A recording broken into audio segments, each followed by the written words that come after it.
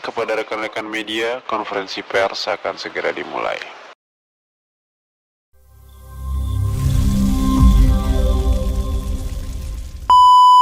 Oke, Rasman Arif Nasution, abangku tercinta yang Ya, sekarang terima lagi kasih. viral.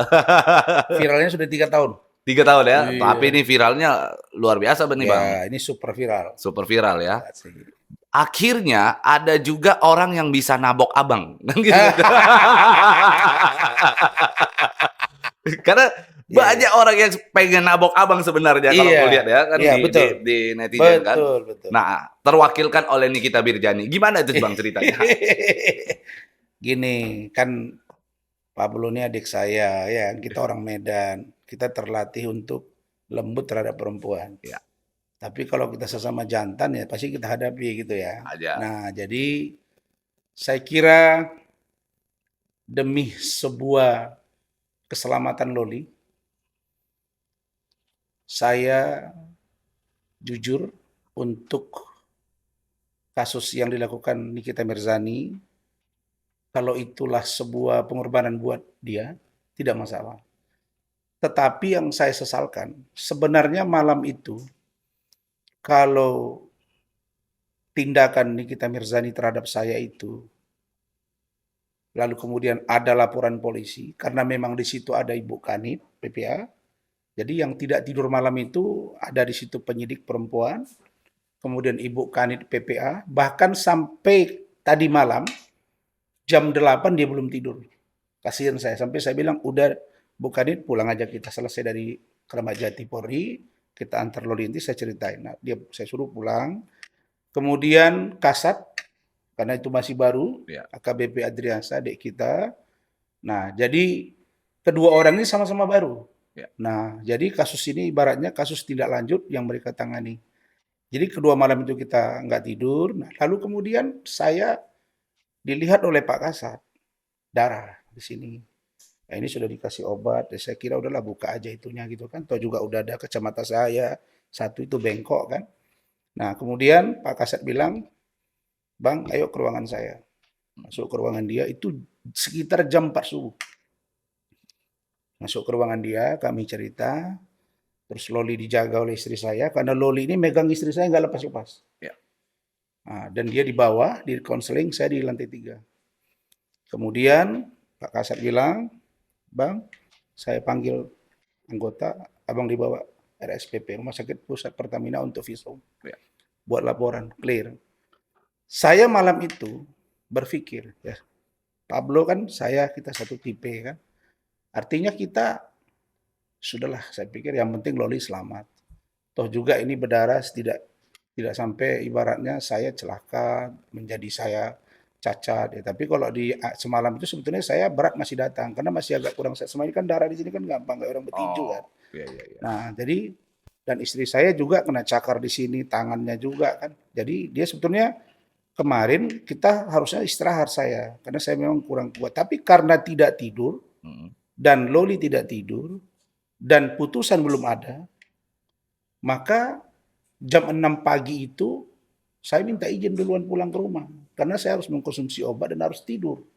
Nggak bisa saya udah 24 jam nggak tidur. Nah, kembali ke cerita tadi, begitu saya dianiaya, saya pulang dari rumah sakit Polri, wartawan sudah ramai, ya saya bilang saya laporkan. Wajar ya, karena saya masih marah, istri marah, semua marah. Rentang waktu sampai dengan jam 6 pagi itu, kita masih berbenah bagaimana merapatkan si Loli ini agar kedepannya aman, nyaman. Nah, saya pulang. Saya pulang ke rumah. Pulang ke rumah. Minta izin, karena Loli ini tidak mau saya pulang dengan istri saya. Kenapa? Dia tidak mau, karena dia sudah nggak percaya dengan Polres. Tapi abang ketemu Loli itu baru di situ kan? Baru di situ. Nah, sebentar biar saya jelasin. Jadi, balik ke cerita tadi sebelum Loli, nah saya pulang. Saya pulang, saya bilang sama istri, yuk kita tidur. 2 jam saja. Oke. Saya tidur 2 jam, istri saya tidur. Nah, saya bangun tidur, saya lihat postingan si Nikita Mirzani. Justru dia melaporkan saya. Ya. Melaporkan istri saya. Dibilang saya penculikan. Saya ini playing victim ini. Ini nggak fair ini kan gitu ya. Ini orang maunya apa? Sementara saya sudah dapat cerita dari Loli semuanya. Oke. Ah, masuk kita ke Loli nih. Loli cerita semuanya bagaimana perilaku ibunya sejak dia kecil. Oke, tahan dulu Bang. Oke. Jadi kan Abang katanya dilaporkan penculikan. Ya, Nah, gimana ceritanya Loli bisa sampai akhirnya ketemu sama Abang? Kan gitu kan? itu dia. Jadi sebenarnya di kasus ini sudah banyak orang yang mengaku Loli ke saya. Banyak, ada 7 orang. Sebentar bilang Loli. Mengaku Sebentar Loli. Loli. Semua. Dan menggambarkan seolah-olah benar Loli. Tapi begitu saya pancing video call, nggak ada yang berani. Berarti ini palsu. Lolinya kan gitu ya. Ngaku-ngaku. Nah, jadi malam itu saya habis sidang paginya hari Kamis pagi, saya sidang di Pengadilan Jakarta Utara. Sore saya ke tempat almarhum Alvin Lim. Ya. Di sana kita diskusi dengan wartawan, termasuk dengan dari Rayben. Ya. Kita diskusi, 9:30 kita bubar. Saya sampai rumah jam 11-an lah kira-kira begitu. Ya, ya. Lalu kemudian saya sampai rumah seperti biasa, saya buka baju mau ganti sarung. Tiba-tiba saya lihat ada hampir 11 kali lebih miss call. Biasanya gini-gini ini teror. Oke. Sampai tadi pagi masih ada neror, tapi nggak pernah berani kalau kita video call. Kita kalau diteror kan kita video call. Nah, Ya, itu ya, kan ya, ya. kita masih lihat kan. Oke. Terus saya cuekin. Istri saya mandi di kamar sebelah. Nah, jadi karena tidak saya angkat, masuklah voice note. Sebelum masuk voice note itu, WA. Oke. Om, ini saya Loli. Benaran Om, ini Loli. Tapi saya masih diam, karena saya pikir ini nggak benar gitu. Takutnya Ya. orang ngaku-ngaku. Orang ngaku sama yang Ya. sebelumnya gitu kan. Tiba-tiba dikirim voice note. Masih ada di sini voice note. Terus, Om, ini aku Loli Om. Laura Mezani anaknya Nikita gitu, nangis. Nah, saya begitu dengar, nggak berapa lama masuk telepon dia. Ya namanya, suara dia jelas kan. Iya. Saya angkat langsung dia video call. Ada voice note-nya? Ada. Nih Coba. belum pernah saya dengar ya. Nah, Boleh. kamu Coba. perdengarkan, Dengarkan. saya perdengarkan ke kamu. Soalnya penasaran juga kan bisa tiba-tiba langsung datang. Ini pertama kali nih, harusnya konsumsi penyidik ini kan. Saya kirimkan di sini sekarang. Karena kita dukung Rayben ini berkembang. Oke. Nih. Halo Om, salam kenal sebelumnya. Assalamualaikum. Ini aku Loli. Ini aku habis kabur dari rumah aman. Tapi sekarang aku lagi di kantor Om. Tapi katanya kantor Om udah tutup. Ini gimana Om? Ya Allah, Loli panik ini Om. Loli udah gak kuat Om. Tolong Loli, Om. Oke. Jelas ya? Berarti dia kabur dari rumah aman Ke kantor saya. Abang. Ya. Nah begitu saya dengar, siapa yang nggak tersentak dengan itu? Ya, ya, ya, Ya, ya, ya. langsunglah saya belum nyampe berapa menit dia telepon. Langsung dia video call. Terus mau ngomong apa saya? Saya angkat. Loh, benaran Loli dengan hijab udah begitu. Wah, terus saya, memang kantor saya. Ya, ya. Waduh. Sebentar Loli. Enggak, langsung. Om bantu saya Om. Kalau enggak Om mau bantu saya bunuh diri aja. Saya lebih baik mati. Wah, saya bilang, sebentar Loli. Kamu jangan matiin ya. Ya, ya. Saya sambil berpikir, saya pergi ke kamar sebelah. Hmm. Saya ketok pintu, istri saya lagi di kamar mandi. Mi, cepat. Ada apa? Itu Loli kenapa? Kan gitu. Ya, ya, ya. Loli lari, dia ke kantor kita. Lah kan di safe house. Ya. Anak saya juga kali bilang kecil, kan di safe house, Bi. Nggak tahu saya. Udah sebentar. Istri saya pakai anduk datang. Langsung. Nah, kita kan udah paham ini kan. Langsung istri saya, oh ini hati-hati, ini mamanya lain. Kalau gitu kita rekam ya. Loli kita rekam. Ya Om, rekam. Video call tuh udah rekam. Ya, ya, ya. Ada semua. Dia cerita lah. Nah, setelah itu saya bilang, kamu gimana Om? Tolong saya Om. Saya belum makan. Saya nggak ada duit 1 rupiah pun. Saya tersiksa. Saya digabungkan dengan ODGJ, HIV AIDS, Open BO. Saya nggak kuat Om. Saya tadi loncat dari pagar. Saya bilang, kamu dengan siapa? Ini sama yang bawa saya, Grab. Jangan, Gojek, jangan sampai. Oke, mana dia? Saya berpikir ke situ. Jangan nanti dikira saya settingan. Mana dia? Dikasihlah ke saya. Ada orang itu Ada, ya. ada nomor. Ini kan nomor dia tadi. Nomornya si Iya, driver itu Wibowo ya. namanya. Iya, iya, iya, iya. Nah, jadi di situ tersentaklah si driver ini. Pak Rasman. Gitu. Pak Rasman ya? Iya. Terus Saya anaknya Nikita Mirzani, kata si Loli. Makin lemas dia. Ya. Jadi gimana? Udah Pak, Bapak tenang. Kita nggak ada apa-apa, tapi Bapak selamatkan. Bapak tunggu saya, jangan sampai kemana-mana. Justru kalau Bapak pergi, Bapak akan saya persoalkan. Oke. Jadi siap Pak. Nah saya bilang sama Loli, mana Loli? Saya bilang, Loli, kamu lihat ke kanan, Ya. di sebelah kantor saya atau di depan kamu sekarang itu ada Hotel Horizon. Itu Oke. hotel berbintang. Kamu ke sana. Pikiran saya, kalau saya masukkan ke kantor saya, nanti akan lain ceritanya. Betul. Masuk ke situ, nah saya udah langsung, istri saya bergegas pakaian, saya pakai celana, gitu, pakai baju biasanya saja, pakai sendal. Terus saya bilang, kamu ke situ. Pikiran saya, di situ ada security, ada CCTV, dan lobby hotel. Oke. Terus saya bilang sama bapak itu, Pak bagaimana sepeda motor saya? Karena sudah malam kan, udah dia telepon saya tuh setengah sampai jam 12 lebih, sampai situ saya udah setengah 1. Terus saya bilang, ya sudah Bapak mana security situ, kan kenal saya. Masukin tuh sepeda motornya, jagain. Oke saya angkat. Masuklah kami di lobby hotel, ketemu saya ajak ngobrol, kasih minum dulu, cerita. Videokan semua ini.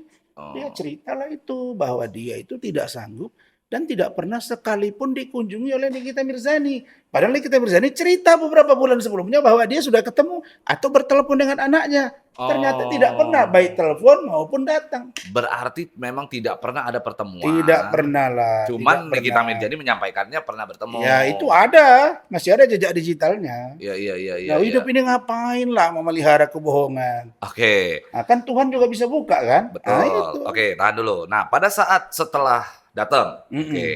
Nikita Mirzani kan nggak lama datang nih. Dek. Yes. Nggak lama. Ah. Nah, itu katanya Nikita Mirzani sempat marah nih. Yeah. Sempat marah kepada Yeah. wartawan dan dapat info juga dia bawa orang-orang Yes. yang kita duga preman lah. Ah. Itu gimana ceritanya? Jadi sekitar setengah jam saya interogasi atau saya interview di lobby Hotel Horizon, baru kami berangkat.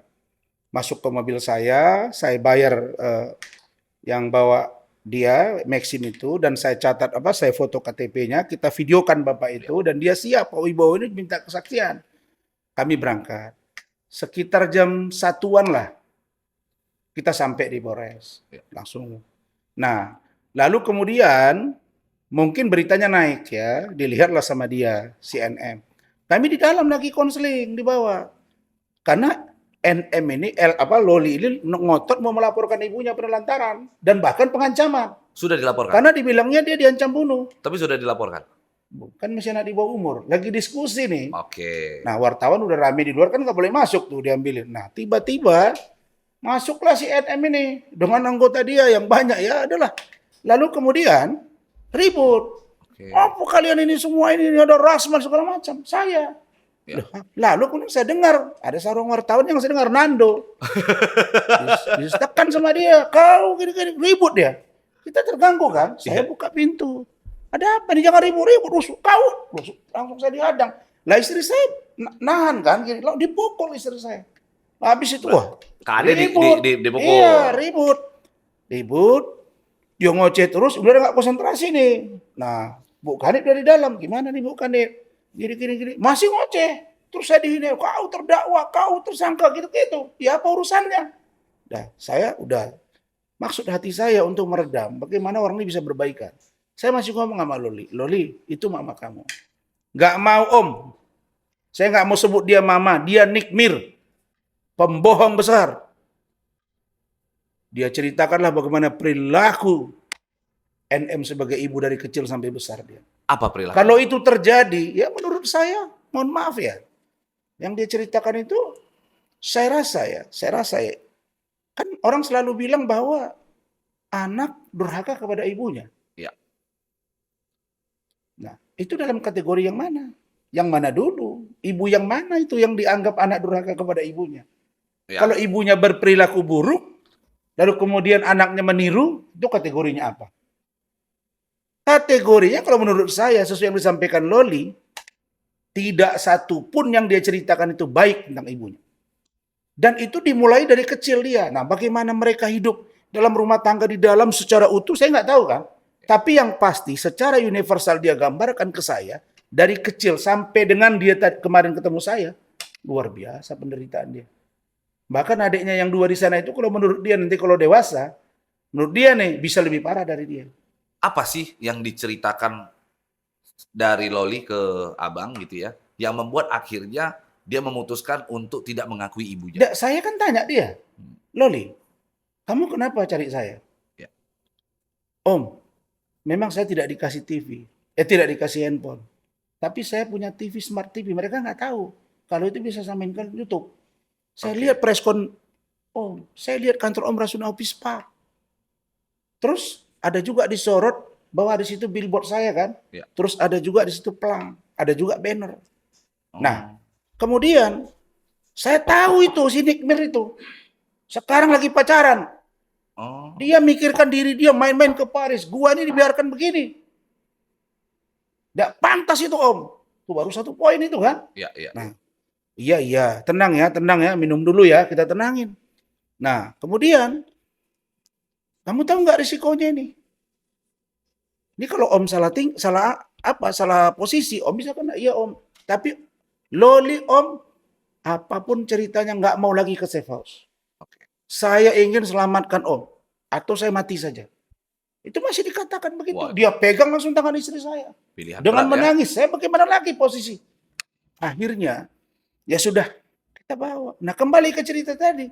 Karena dia lihat di dalam suasana itu si Nikita Mirzani memukul istri saya, Loli turut campur, ditarik sama si Loli. Oke. Dihantam, kalian polisi kenapa? Itu sudah nanti di Instagram saya. Kalian diam saja. Begitu, enggak, polisi saya kira pada waktu itu ya, harusnya lebih banyak dong pengamanan kan. Ya, ya, ya. Nah, tetapi sudahlah, saya nggak melihat itu karena saya pikir nantilah itu. Ya. Itu masalah internal, tapi masih ada pembenahan di dalamnya. Oke. Nah, tetapi yang paling inti dari persoalan ini adalah bahwa yang namanya safe house, rumah aman, ternyata tidak aman. Kalau safe house namanya rumah nyaman, ternyata tidak nyaman. Kalau yang nyaman, ya dalam versi saya yang wajar ya kayak di Rumah Sakit Polri Kramat Jati tadi malam. Ya. Itu memang. Nah, kenapa? Karena tadi malam di sana dia sudah kita antar dengan baik, di cover keperluan dia itu oleh Kementerian PPA. Jadi Loli ini sekarang di cover oleh Kementerian PPA, KPAI, perlindungan hukumnya oleh Polres Jakarta Selatan, unit PPA, Polda Metro Jaya, unit PPA, Baris Krim, Dit PPA. Sampai ke sana udah ceritain. Oke, berarti Jadi sekarang lembaga ada di pemerintah Rumah hadir Sakit untuk Polri dia. ya. Berarti Yes. ada di Rumah Sakit Polri ya. Ya. Dan tidak akan pernah bisa dihubungi oleh NM. Kalau Bang Rasman sendiri? Saya bisa. Oh, bisa. Kan saya sudah dianggap sebagai bapak dan perwakilan keluarga. Oke. Berarti siap jadi bapak asuhnya. Ini informasi pertama ini. Belum tahu media nih. Berarti jadi bapak asuhnya si Loli gitu. Begini. Waktu rapat itu kan lama ya. Ya. Mulai dari jam 8 pagi sampai dengan jam 5 sore. Ya, ya. Baru putus. Karena lembaga itu pada datang. Nah, di situ pilihannya itu 2. Ya. Pertama, kalau tidak di tempat lain yang safety, nyaman, maka dia minta di rumah saya. Oh. Hanya itu yang dia minta. Bingung dong mereka kan. Istri saya mulai agak bingung. Bang, nanti kalau Loli ke rumah kita, gimana ini? Loli ini kan belum kita kenal kan. Tapi dia begitu kenal sama saya seperti yang ditanyakan tadi oleh Pablo. Kok dia merasa dekat gitu loh. Ya, ya, ya. Langsung dia curhat, diskusi. Pokoknya dia ngomong ngoceh. Bagaimana dia di UK, bagaimana hubungan dia dengan anak Ola Ramlan. Nah itu nanti spesifik kita bahas. Ya, ya. Tapi dia ceritakan semuanya kepada kita sehingga utuh. Nah, tetapi di balik dia yang keras, yang sedih, anak saya paling kecil Khalif itu dirangkul itu. Jadi mereka bersahabat. Jadi anak saya pun senang. Jadi kayak kakaknya lah ya. Kalau memang, dia panggil kakak Lodi, mau Bi, di sini aja. Gitu. Jadi istri saya nyaman. Kebetulan malam itu ART saya pun ikut karena kami baru ada acara itu. Gitu. Berarti bisa dikategorikan keadaan atau kejadian kemarin itu justru sangat menguntungkan Fadel. Kalau dari aspek hukum menurut saya case close. Tidak ada lagi persoalan. Apalagi orang dia bilang memang tidak ada yang namanya satu USG itu atas kemauan dia. Aborsi nggak? Bukan, USG. USG, oke. USG itu kan dia dituduh aborsi. Ya. Dia dituduh hamil, dihamili Fadel, terus dia hamil, lalu Ya. kemudian dia aborsi. Ya. Nah, dia tidak hamil, dia tidak aborsi. Berarti aborsi terbantahkan. Iya, membuktikan itu dia USG. Oke. Kemauan sendiri. Nah, di mana kami yang menyampaikan ke publik karena dia yang minta. Dia Oke. bilang, "Om, saya yang minta kok itu ke Fadel supaya kasih ke Kak Martin biar nanti disampaikan sama pengacara." Karena memang dia bilang, kalau 2 jam saja terlambat waktu itu diambil paksa oleh NM, dia udah ke rumah saya, Pablo. Oke, karena Dengan memang sudah Fadel. ada rencana itu. Sudah, dan surat sudah ada saya terima. Oke, sekarang pertanyaannya lebih spesifik, Bang. Kalau aborsi terbantahkan, pelecehan seksualnya seperti apa? Tidak akan terbukti juga. Karena Loli mengatakan tidak pernah berhubungan. Kalau dicek kemarin dia udah nggak, maaf ya, udah nggak gadis, dia pun ngaku nggak gadis. Bilang aja, Om, memang saya udah nggak gadis. Tapi yang mengambil perawan saya bukan Fadel. Yang mengambil perawannya si Loli bukan Fadel. Bukan. Tapi pada saat selama berhubungan dengan Fadel, pernah nggak sih mereka melakukan Tidak. hubungan? Tidak pernah. Tidak pernah. Dan itu dibantah. Iya. Jadi apa yang mau dikejar lagi dari dia? Oke. Nah, pada kesempatan ini nih saya sampaikan. Ya. Saya lihat dalam 2 hari terakhir sibuklah Hotman Paris Ya. komentarin yang tadinya mereka tidak cocok nih. Ya. Nah, sekarang Hotman. Nah, ini Reben nih. Hotman, kau kan di Pengadilan Jakarta Utara kan akan debat sama saya. Tapi itu kan debatnya nanti kurang seru saja karena memang terkait dengan iklim hakim. Tapi kalau mau adu otak kita, kau pegang sekarang Nikita Mirzani. Kau pegang laporan Nikita Mirzani, gabung kau dengan Fahmi Bahmid. Itu laporan terhadap Fadel. Ya. Kami hadapi kau. Yang kedua, kau pegang Nikita Mirzani, laporan saya, penganiayaan. Ya. Baru seru. Ya Hotman ya, kau juga Nikita Mirzani. Ngomong sama Fahmi. Biar seru permainan ini. Kan gitu. Kira-kira Hotman-nya berani nggak, Bang? Saya sudah tentang, nggak tahu saya. Kalau dia jago. Dia bilang, kalau secara hukum, anak itu tidak boleh memberikan kuasa. Ini advokasi. Yang terima kuasa siapa? Ya. Saya nggak pernah bilang saya terima kuasa. Saya dianggap sekarang diminta dan dianggap oleh Loli sebagai perwakilan keluarganya. Saya ayahnya, karena Loli bilang. Karena mempercayai ya. Mohon maaf ini saya lontar lagi nih di Reben nih. Ya. Ayahnya, Loli bilang ketika dia tanya, "Bapak saya mana, Mi?" Dia kan mengilami tuh. Jawaban si NM, Nikita, sederhana. Ada bapak kamu, ada turunan Jepangnya. Ada kerjaan yang ini yang menurut saya kurang bagus lah kerjaan itu. Iya. Jadi kamu nggak pernah ketemu bapak kamu? Nggak pernah, Om. Sosoknya? Sampai hari ini tidak pernah. Sosoknya Tidak tahu. Wah, jangan-jangan Bang Rasman lagi. Nah, Enggak. itu. Jadi maksud saya, anak ini dari bapaknya tidak tahu. Ya. Kelakuan mama begitu. Ya. Dia cerita aib terhadap anaknya. Tapi dia pergi ke Perancis. Itu saya pikir karena kita orang Muslim, itu aib juga. Betul. Dosa dan aib. Kita nggak bisa bilang dia berhubungan badan. Tapi dengan ciuman pelukan itu saya tanya, Pablo yang Muslim yang jadi mu'alaf. Ya. Boleh nggak?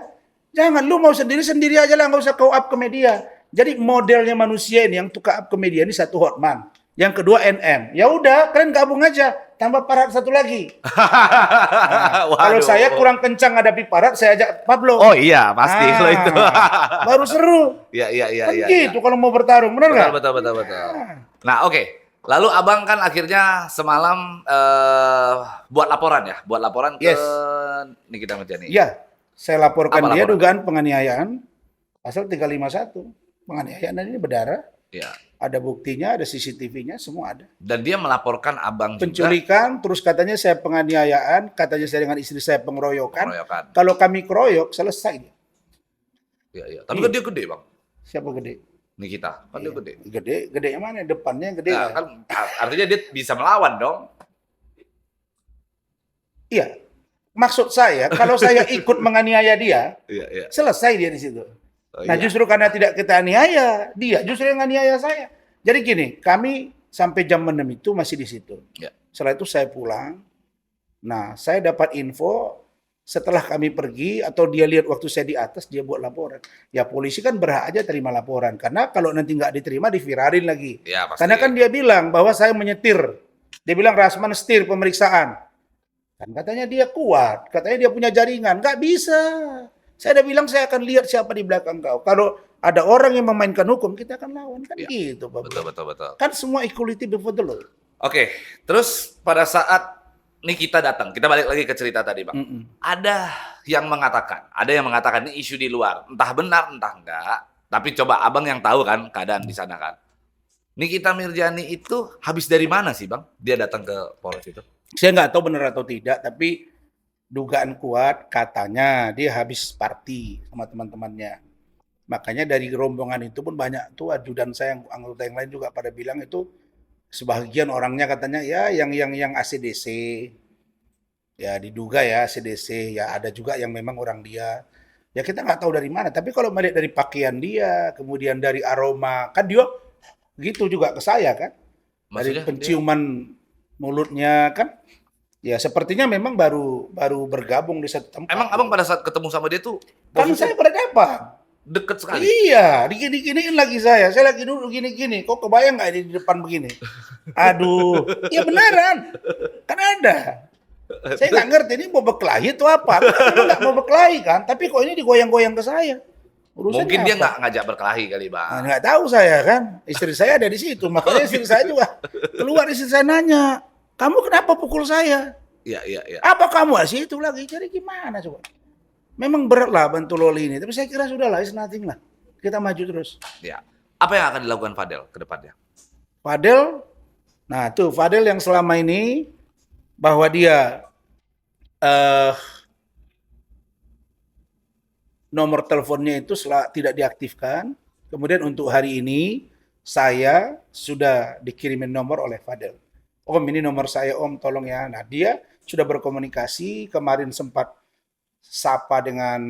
bertegur sapa dengan Loli, tapi saya batasi kan. Nah, lalu kemudian udah selesai. Saya bilang Fadel sudah kamu perkuat alat bukti, kita berdoa supaya selesai kasus ini karena menurut dasar pemikiran saya ini harus case close.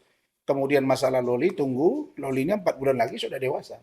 Dia mau terbang ke langit juga nggak ada bisa yang melarang. Ya, karena udah 18 Tapi tahun. saya Ya. akan bimbing dia. Ya. Karena dia sudah saya anggap sebagai anak ke-9 saya. Ada rencana mau laporin kembali dari Fadelnya, laporin Nikmir Oh kembali? iya dong. Kan siapa yang menuduh dia yang siapa yang mendalilkan kan? Siapa yang menuduh dia mendalilkan. Siapa yang mendalilkan dia akan membuktikan apa yang dia katakan itu. Ya kalau dia nggak bisa buktikan pasti akan bermasalah. Kapan rencananya? Minggu depan. Minggu depan akan melaporkan, Fadel akan melaporkan Nikmir. Sepertinya begitu. Karena ada persoalan juga gesekan sebenarnya malam itu. Kok malah Martin Bajide dilaporkan. MB itu Martin Bajide abang dia. Padahal dia dipancing oleh orangnya NM malam itu. Ya kapan? Malam itu? Iya. Kenapa? Dipancing untuk ribut. Gimana ceritanya? Dia cerita Martin ke saya, Ya. Om kami di bawah. Ya. Orang tuh datang kan dengar nih rame berita, saya nggak ada info. Dia datang, Oke. tiba-tiba dipancing. Lu apa lu fight sama gua ya? Gitu katanya itu adiknya NM. Nah lalu kemudian ada gini seperti mau digesekkan kepala gitu. Dipancing. Untung kami nggak kepancing Om. Lo kok gua dilaporin katanya. Oh. Jadi segala macam disetting begitu. Berarti sempet juga ini yang orang lain nggak tahu bahwa ada gesekan Yes. antara Martin Bajide Ya. dengan adiknya. Ya Nikita ini Mirzani. informasi baru juga ini. Nah, yang saya belum jelaskan. Tapi ada laporan polisinya itu. Dilaporkan oleh oleh NM. Oke. Martin Bajidenya katanya melakukan pengancaman. Apanya yang diancam? Ya. Tapi biarlah. Ya. Biarlah itu kan laporan boleh saja. Mau 1000 juga nggak ada masalah kan. Ya. Oke, sampai mana ini akan selesainya menurut Abang? Menurut saya kasusnya laporan NM terhadap Fadel itu insya Allah akan case close. Yang kedua, kasus ini akan berakhir 4 bulan lagi karena NM akan dewasa.